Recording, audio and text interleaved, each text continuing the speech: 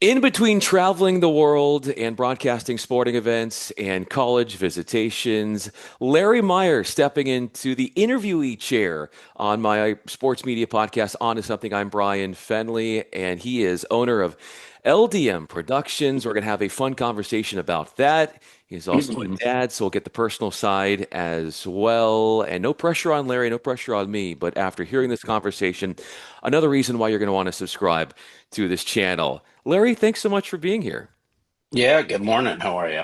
Doing pretty well. One of the things that I was getting in the lead up to this conversation was getting text from a lot of people reminding me about how much you've influenced their lives in knowing that you were to come on the podcast, one being Jason Wald, and so many people who you've influenced. And when you think about what's powering you through this industry, how much of what really drives you is to get people like that to say that you really helped them? Well, it drives me, but also, these are my friends, right? Like, I don't look at this industry as just colleagues. I think of everybody as tight-knit friends, right? I get to work with some of my best friends every day, and part of that is also, besides giving them work, it's also teaching and bringing up younger people into this industry because trust me, we need people in this industry more than we know it, right?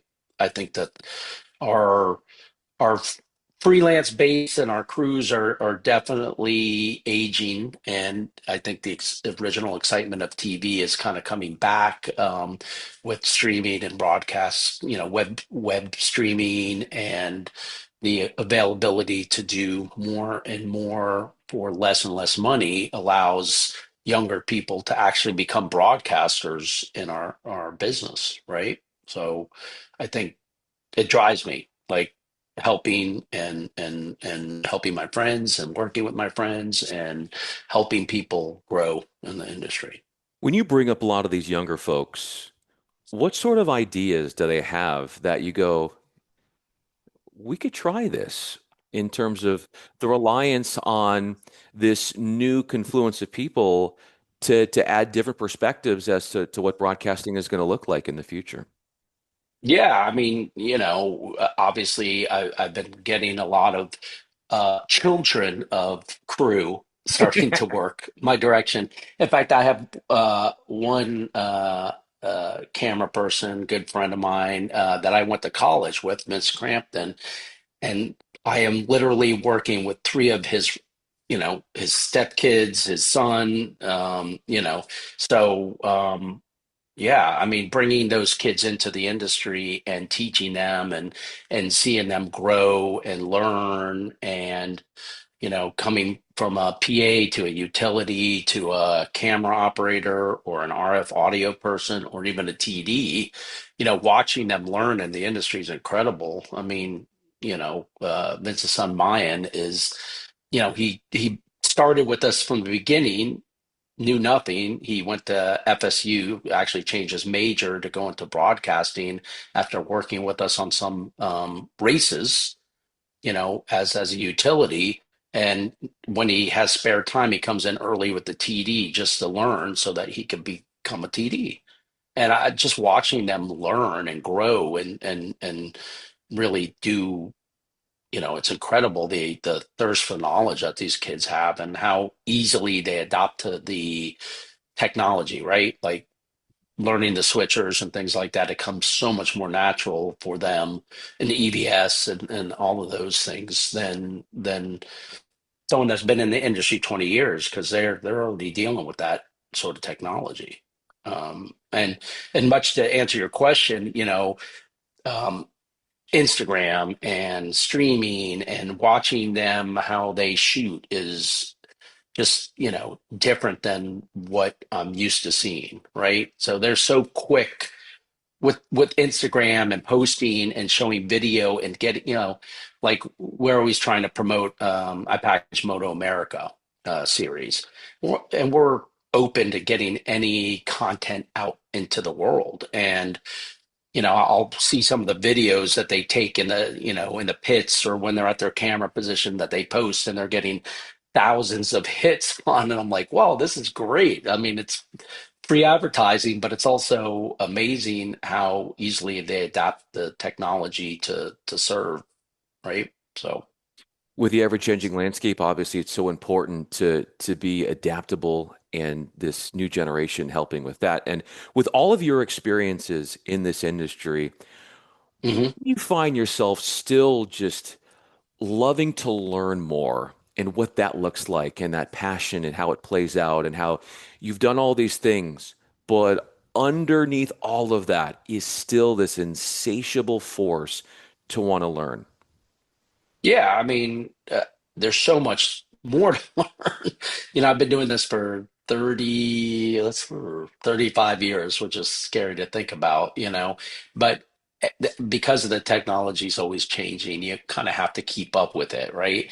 And so literally, I'm the executive producer of Mode America, and I'm also in charge of all the streaming.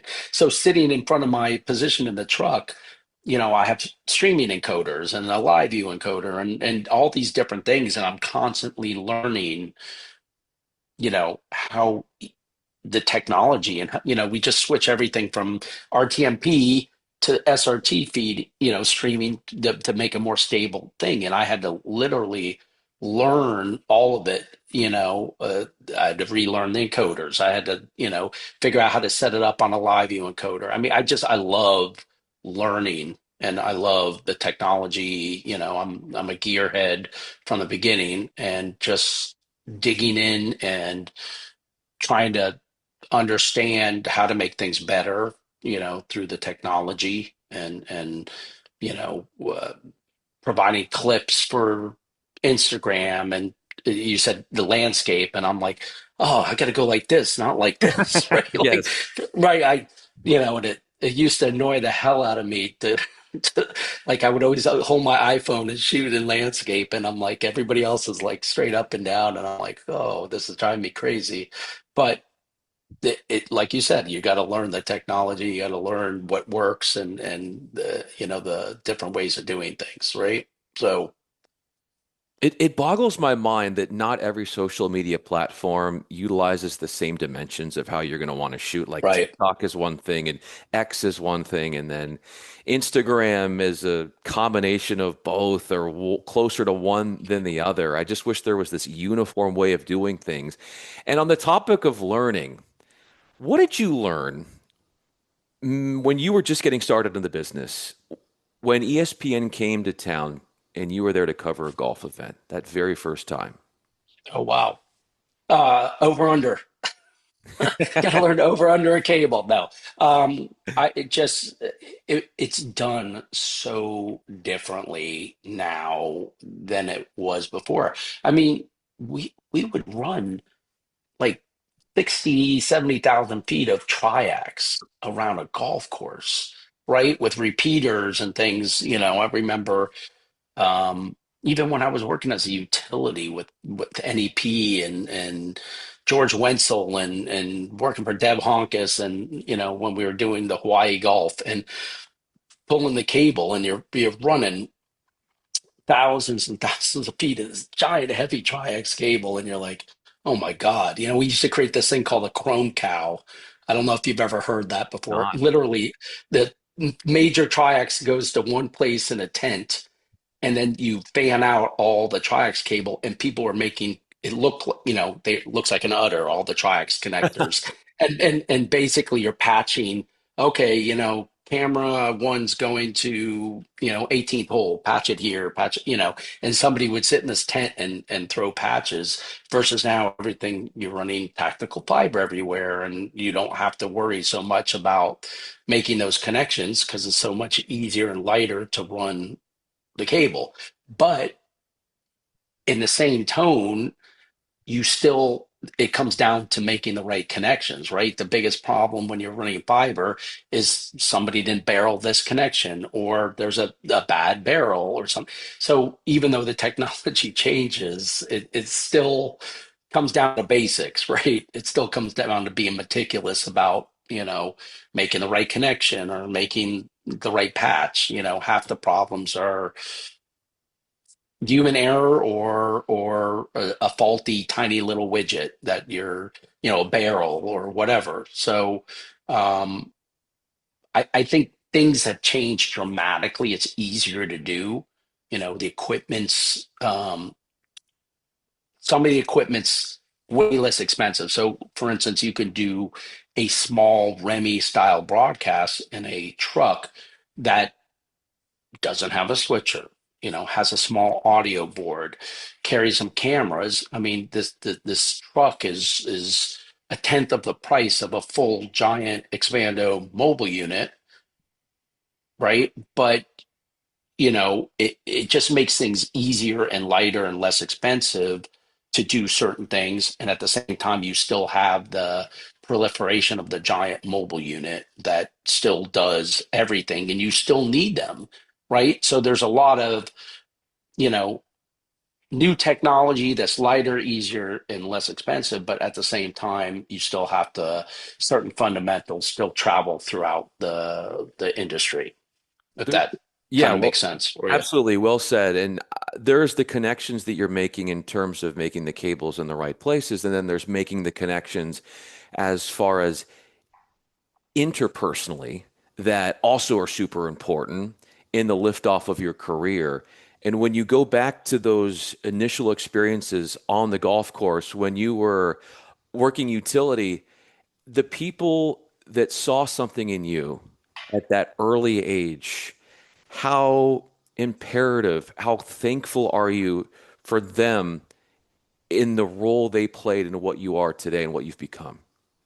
Oh, I mean, without those connections, without somebody seeing something in you to help you move forward, it's impossible, right? Like, I had, several incredible people that I got to work with, I mean, um, Anne Francis and Chuck Gerber and Donald Meyer and all the way, all these people, even Deb Honkus, who, and George Wenzel. And so that's, where I kind of came from, and I learned so much from these people that showed me good and bad, some, how to act and some how not to act. There's some things that I would adapt that I really liked, you know.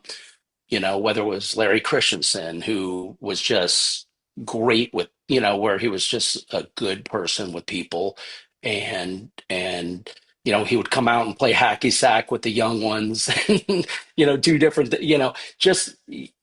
I think what I learned most is like you could be yourself and be natural and still have to give direction and orders and things like that.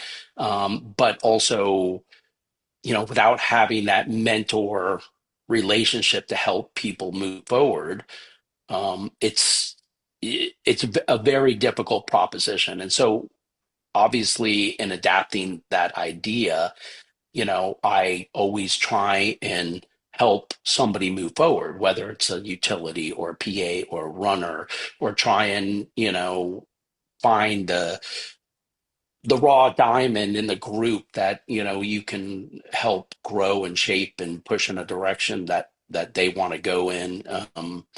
I feel like that's one of my biggest legacies is all the people that I've helped. All the people that started as a PA that are now a production manager, or as a utility that are now audio mixers or camera people or a TD. Or even helping somebody, like that was from a small market, all of a sudden be noticed and get, regular national work because we've brought them into the pool and pushed them in a direction, maybe a young TD that was out of a market and then, hey, you're great. Can we help you put you on a national college football game? And they succeed and they do really good. And then all of a sudden, much to your chagrin, they get picked up for another package that's not yours, but they've still succeeded because of you. helping them along, right? So that to me is the biggest thing. And I get to work with a lot of utilities and PAs and younger people coming out of college. We hire um, help supply a lot of people for the NBA for the All-Star game and finals, and mostly they're kids. And a lot of them have now moved on from those positions and got staff jobs at the NBA. And I see them all the time. I come across them, right? So that's one of the things that is really incredibly important for me. So When you see this younger generation up and coming in the industry, how important is it to have some grace, maybe when they need some time and they need to get polished or marinated a little bit longer, but you still see something in them. The the way in which you know that even if they're not ready right now, that in time they can. How do you see those? What are those attributes like in somebody where you're like they Mhm. have it and they just need a little bit more time, and what that looks like and the grace that you see in that? I mean, I think the biggest thing for me is that they have a thirst for knowledge, right? We talked about that at the beginning of the conversation. So the fact is, if they're asking questions like, "Oh, how do I do this?" or "What is that?" or "Hey, can I go in and watch this person work because I want to learn a little bit more about it?" That to me, boom, right off the bat, um, common sense, the you know the worst thing I see is somebody coming in and don't want to put in the effort, right? Don't want to work, and sometimes I have sort of a farm system where we bring in these kids, and sometimes it's hard. It's hard work. They're not getting paid as much, as a freelance camera person, so they have to kind of figure out, well, how am I going to do this? If I really want to stick with this, I'm going to have to you know find a friend in this city to stay at their house so I can go work the show. Or, I mean, at the beginning, I was telling somebody the other day of like when I first started traveling and doing golf for ESPN, they were paying like $50 a day and you were on your own, right? Like you were, so I worked a show in Key Biscayne was the first PGA golf tournament. And then I found out they were going to Naples. So I went up to Naples and I happened to talk to another utility and stayed in his mom's, basement or whatever, not a basement, that's Florida, but in the Florida room, whatever. And then, I found out, oh, their next stop's Palm Springs. So I'm gonna drive my truck. And so literally I packed up my, the back of the pickup truck, got a topper and slept in the futon on the back and drove to Palm Springs to work. I had I look for that. I had like I wanted to succeed. I wanted to do it. I wanted to become, get in this industry. It was something I really desired and I chased it. And for a year and a half, I was part of the traveling circus, just driving myself from place to place to work, trying to figure out, can I get from here to here in time and have enough gas money? You know, um, I was joking. I was like, the best thing that happened to me as a utility is McDonald's came out with their 59.69 hamburger cheeseburgers, right? Exactly, and survived on the road. So When you're on the road and yeah. you're sleeping in the back of your truck and you've got this goal and Hmm. you're putting in the time at that early stage where you're going from one to the other. Nothing is guaranteed, but you have this vision of where you want to go. And like you said, it didn't just happen overnight. Correct. To stay with it and to know that eventually was going to come, how much faith do you have in yourself? I mean, you have to, right? You have to stay like hyper focused on what you want to succeed, right? And there's setbacks and there's little things. I was in a I think we were in New Jersey or Long Island, and we were doing the Long Island Classic, and somebody hit my pickup truck, and I was stuck there for 3 weeks waiting for it to get repaired. and you're just like, God, what's next, right? But you just keep going and you keep pushing, and the other thing that I think is important to that important to note for anybody that is actually watching this is if you figure out a direction in the industry that you want, you have to stick to it, because sometimes there could be an opening in something else and you go in a direction and it might not be the direction you like, and you have to shift and you change and move, you know. I tried everything. I was a utility. I tried camera. I tried audio. I try, in the truck, ADing, font coordinating, and I kind of chose the direction of uh, tech managing, production managing, ops producing, and I really enjoyed it. But I also felt like I missed out on a little bit of wanting to be in the production side of things too. And that's why, as I've grown, I've also kind of branched out a little bit. And, now I'm executive producing the Moto America series.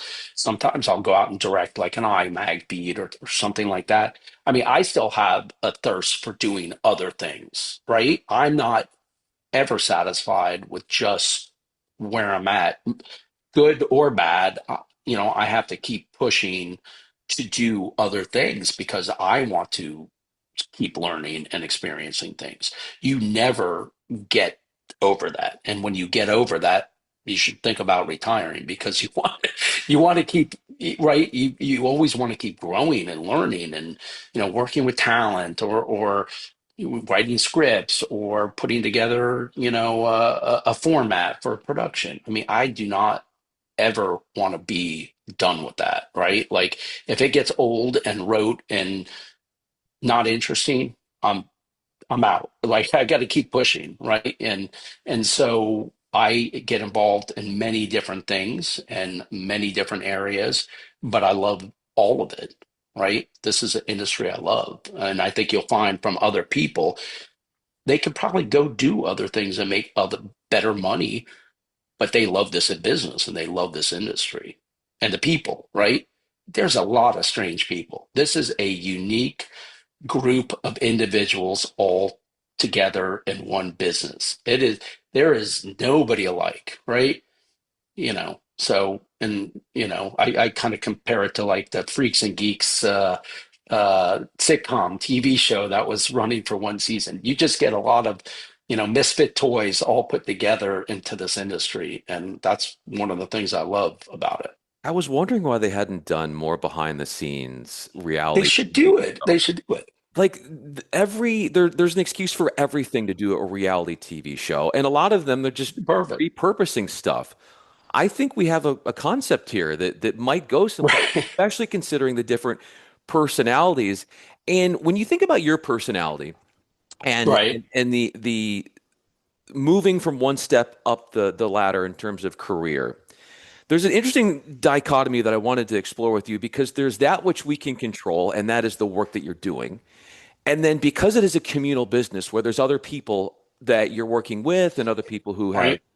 decisions to make and all that stuff, how have you navigated that which you can control and what you can't? And what's that process like in coming to peace with that?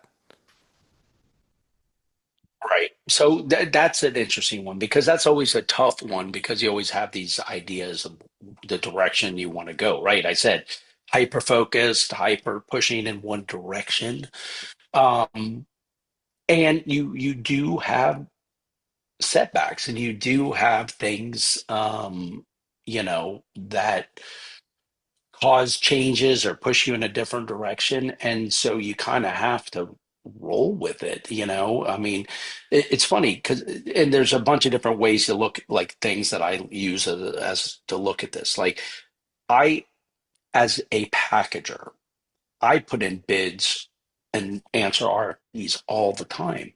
And you don't get 100% of them. You get 15% of them, 20% of them, and you just have to accept it. There may be the most incredible project you always wanted to do, and you think you put together the best proposal and the best, pricing structure and the best plan, and you're still not chosen.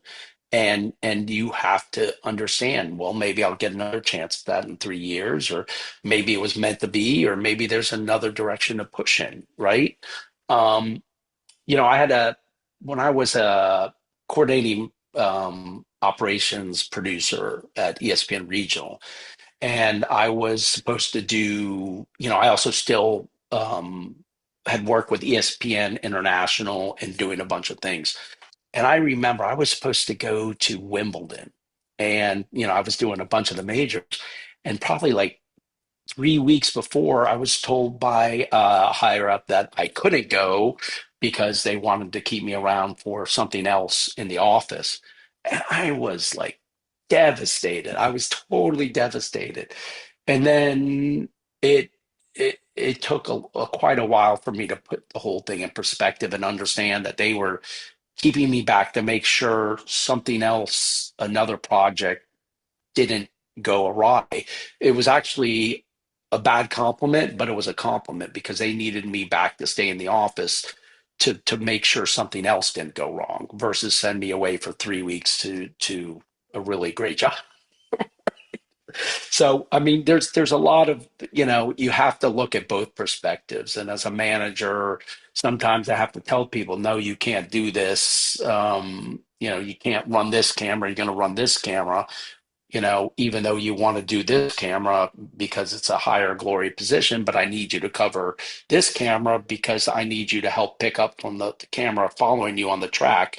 And I need somebody experienced to do it. Right. So, I don't know if that answered your question exactly, but I mean, just it gives a general idea. Like there's a lot of ups and downs in this industry, but you still have to see that there's, even it's a winding road, you're still going to get down to the end, right? To where you want to be. You did answer that question. You definitely Okay. did. Well, it's tough because I was meandering a little bit, but I think Oh, that just to say that as long as you keep your direction, whether you go bypass or go different ways to get there, you're still going to get there.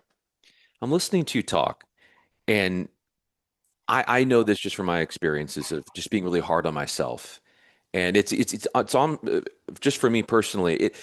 This industry, it's not personal a lot of the times. And when you're making these decisions and you're going about things, how do you view the way in which you need to know that not everything, like you said, when you put in bids, not everything, you're obviously qualified and you have an incredible production and packaging company, but to be okay with what you don't get and not to think that that's like something on you, like, which is hard, I think, for a lot of people in this industry where there's this, is it personal? No, it's not personal. How do you deal with that? That where it's not as much that as maybe one would think. Um,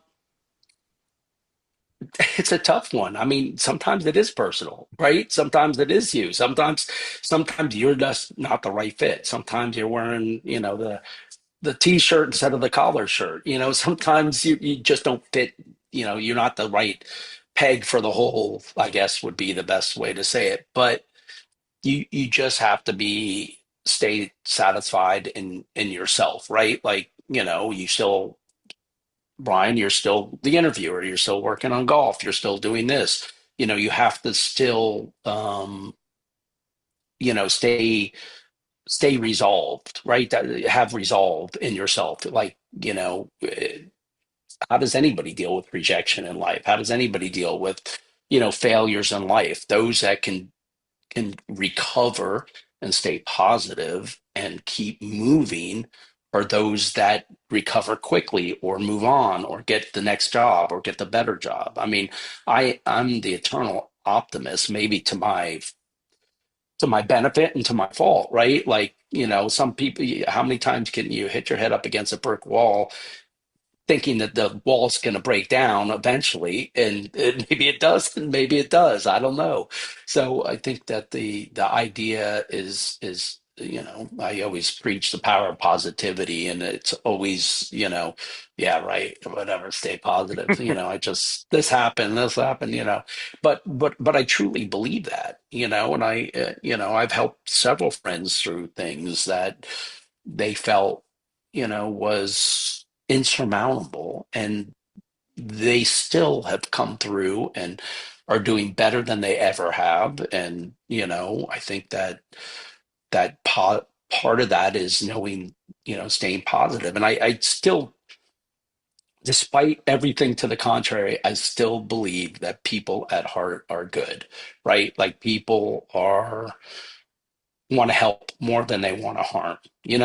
I said it sometimes it's personal, and yeah, sometimes it's personal, but I still believe that people still, in general, are looking out for other people's best interests. No, I just it I find it very difficult to believe that somebody would maliciously do something or try and not help somebody find their dream job, just because they wanted it, or trying to do I just positivity, that's all I can preach here. In So you describing your philosophy, no wonder so many people want to work for you. And the subjectivity that comes with this industry, whether one's good or whether one's not at the right. job, there's also this subjectivity of reaching out and what's too much, what's not enough.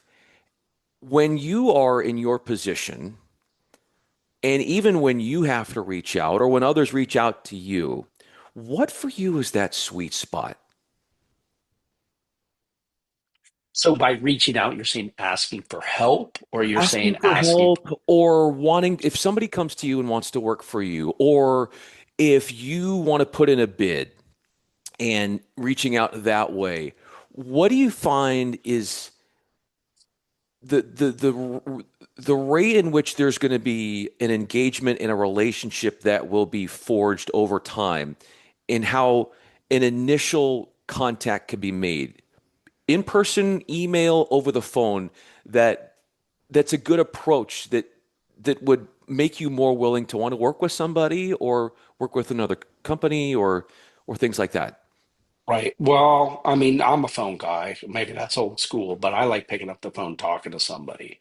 You know, Sometimes you can't do that. The only way to reach out to them is through an email. But, I think you have to look at things, whether you work with somebody now, you're going to work with them later, right? This is too small of an industry, where you're not going to see these people, you're not going to work with these people. And I think you just have to, treat, as I said, to treat everybody with kindness to some degree, even if you're trying to get work out of them. Oh, that, hey, just want to find out a little bit more about this RFP. Is there something more I can do to help, facilitate this? If it doesn't happen, just say, thanks for thinking about us. I hope next time it comes around, you consider us, because, would really like to work with you. I think, in asking for help, you know, there's a lot of different ways to look at that too, right? Like, so if you're on a job and you're not quite sure how to do something, asking an expert, calling up, an engineer at a facility company, calling another crew member that that might not know it, calling another tech manager. Hey, have you worked in this facility? What's the deal? Is there anything weird I should be worried about? Just I did the same thing. I'm packaging Commanders preseason games, and I hadn't been to Gillette Stadium or Patriot Field in a long time, since the Women's World Cup 20 years ago, whatever it was. And so I called up Michael Nathanson, who's I'm sure you know who that is through talking to other people. Incredible tech manager, crewer in the Boston area. Hey, can you give me any pointers on this? And he sent me, oh, contact this person, here's this person, and he gave me like a huge list of names and stuff. That's what I'm talking about, right? Like sometimes, it's not like we're both tech managers. We can be considered competitors, even, because I staff some stuff there in Boston. But I still reach out to them, out of respect, out of having a conversation. People still call me, hey, have you worked in this venue? Right. I do like a lot of, entertainment stuff in theaters and stuff. Do you have a stage plot for, the Majestic Theater in Dallas? Do you know whatever this theater here in Seattle, so I think that we're a community. I still look at it as that, and there's like a loose web network overlay and everything. And so I think that if somebody doesn't have that knowledge, I think it's totally okay to ask other people in this industry, or reach out for a helping hand on whatever lack of knowledge. It is kind of funny that there is no, again, talking about good businesses, there's no network of this information that exists somewhere where you can just go and like pull up, camera maps from this stadium or camera map from that stadium, or even if it's not germane to your sport, but if you're going into an arena, if you had information from the past, it'd be great, like incredible resource of knowledge. If I found a kid that was looking for something to do in this industry that was good, incredible computer skills and stuff, that would be where I would put him doing, you know? Speaking of skills, your daughter has a skill in where she is right now in hiking, traversing the world. What knowledge could you glean from her and what she's doing right now? Well, I mean, one of the things I think is the best education is travel, right?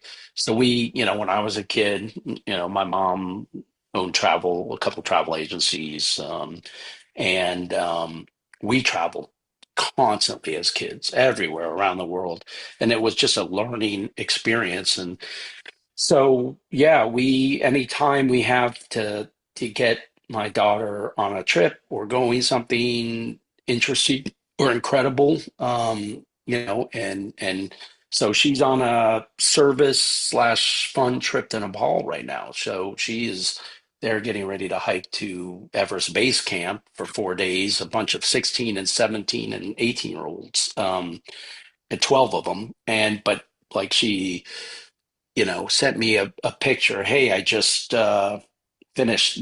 She had muddy shoes and dirty mud on her face or something, and they had just dug a ditch for drainage so that there was no mudslide around this village. All they got these 12-year-old kids from the U.S. out and digging a trench to make sure somebody's home in the village, outside of, in Nepal, didn't have an issue, right? So it's kind of an interesting thing to put your kid into that sort of place, but it's it's not just a learning and thing, it's also a confidence thing, right? Hey, I can go out in the world and for 3 weeks, and even with a little support, still do something incredible, right? And yeah, I learned from that. It was a nerve-wracking to put, the funny story, not funny, it's horrible, but they were supposed to fly through Doha, and we were in JFK to put her on a flight.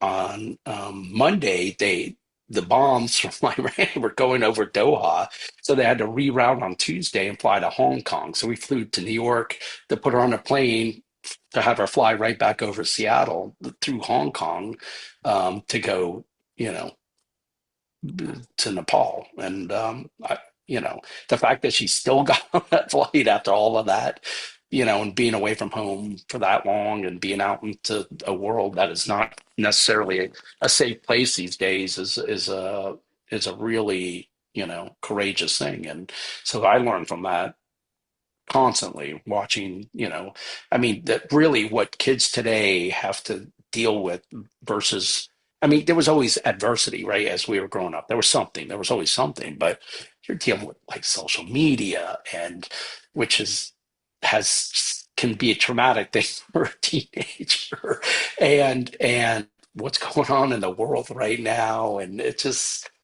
I don't know. That's crazy, but we stay positive and encourage her to be courageous and go out in the world. So, Courageous, a commitment to what she wants to do, very similar to you. yeah, I mean, yeah, she wants to help the world be, we need more people. She wants to be in environmental science. And right now, for the next few years, no offense to any audience members, but it's tough to be an environmentalist for the next few years in America. And but I we encourage that and encourage service and encourage somebody that can help the world, right? Like, and I do my small part, and in helping people. you know I mean, I wish I could be better at it. I Every time I look at empty water bottles in the trash can at the TV compound, it drives a wedge in my heart. I'm like, God, this is horrible. We always try and get people to recycle and do things, and it's just so difficult. But yeah, I learn, I watch.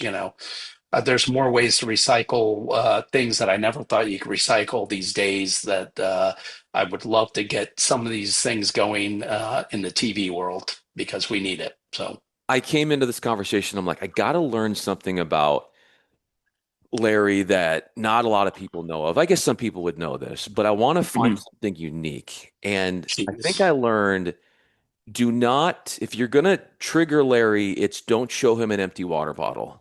Do Yeah, not do that. right, right. I really do hate the waste of this business. That's one thing that I would like.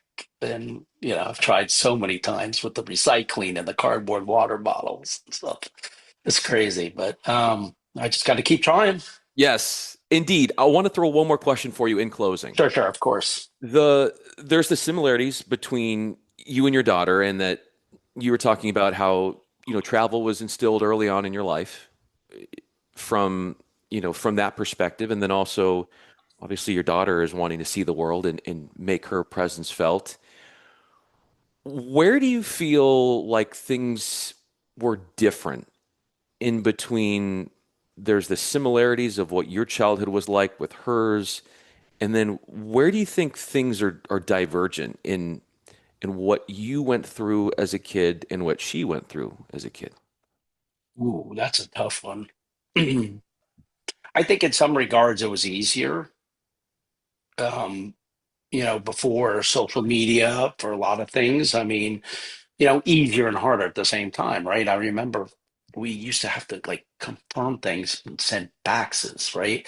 In an email, somebody, you like sign a contract and send a fax, and and in some regards that's easier, but it's harder because you have to be on 24/7 now. Like, you know, the expectations are greater. I think social media makes it's a lot easier for people to anonymously put somebody down or say something bad or do something. So there's a lot more challenges about staying positive because sometimes you get hit with things you don't, out of left field. I think that the travel is easier, but it's also harder, right? Like travel, used to not have to go through the security thing. I mean, God, that's really dating me now, right? But like now it's, TSA and pre-check and clear and you have to get through this. And, I think now there's, visa things now that were never before. You never used to have to do an online little visa thing to go to the UK. Now you do. I mean, there's just navigating things. I think is harder. I think there's as we said there, I kind of commented briefly. There's a certain amount of us versus them or decisiveness, and I think that kind of going seeing your way through that forest is just so difficult. And I think that the pressure, on younger people, right now is very difficult. I mean, if you want to get in this industry, there's less opportunity sometimes. There's more opportunity to do it on your own, less opportunity for certain types of jobs. And I think that is a challenge. People getting out of college and there's not jobs in certain areas they want to work in. So I think that the us as a community have to help that. And I see certain things like, TV schools like TCU or Syracuse have these, educational centers that are preparing people to go into this business. But any way we can help them is great. And I think the same with any industry that anybody wants to go in. If my daughter wants to stick to the, environmental science and environmentalism, she has to find that community to help her, right? Somebody, and if it in our community, I hope it could be me, but in her community, I hope she finds somebody that helps her entree into that. Who's going to take her under their wing, who's going to help, bring her on as an intern and turn her into a full-time employee in a specific business or industry or area. And so I think of it as, if I can encourage somebody, if somebody brings me their 70-year-old, here's an example of what I do. Sometimes I'm walking outside the TV truck, which a lot of times in Moto America is right kind of in part of a paddock in the area where people walk around. Sometimes I'll see a family, couple kids, family, whatever. And I like, hey, you guys ever see the inside of a TV truck?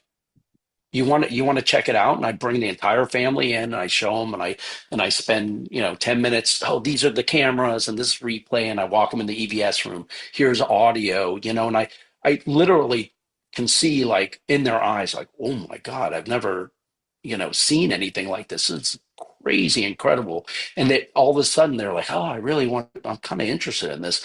And I've seen one kid come back the next year, and he came to the truck and oh, can I see that again? And then I find out that, his dad was like, oh yeah, he's trying to get into a broadcast program at a local, college. And I'm like, that's great, So I'm trying to educate people as to what, people don't understand what we do. If you walk in a TV truck and you've never been in a TV truck, it's incredible. It's incredible. It looks like, a rocket launch, NASA, and people are blown away by it. And that makes me feel good to actually share our world so that people understand what we do. I'll tell you even funnier story. We are part of the head of the VIP tours at Moto America. He like, oh, can I bring some of the VIPs by? And like, these are just people that pay a lot of money to come out and see it. And we are part of their tour. And it's the best part of their tour. And I spend 10, 15 minutes explaining how it all works and what we do and show them, oh, here's a fiber we run. And like people, like they are shocked and they love it. And it's like the best part of the tour and it's the best education. And they walk out of the truck and I'm like, thank you so much for spending your money on this, on Moto America, because your dollars support our, us being here broadcasters. And I think that if you lose sight of the fact that we're only here because people are watching what we do, is if you're say anything derogatory about the fans or the spectators or people watching it, it's crazy because these are our customers. And maybe I'm naive in saying that, but I think that if you understand, like you're talking to every one of these people, you're not just there for the exec that says, oh, you're doing a good job. You're there for the people at home saying you're doing a good job, and by them tuning into what you're doing. And so the more, you can, it's the exact opposite of PT Barnum saying there's a rube in the crowd, right? These, we may not agree with them, but they're paying our salaries. And that's what I would leave it for anybody else in the industry that is watching this, that the fans are our clients, our customers, and we should definitely look out for what they want, right? So.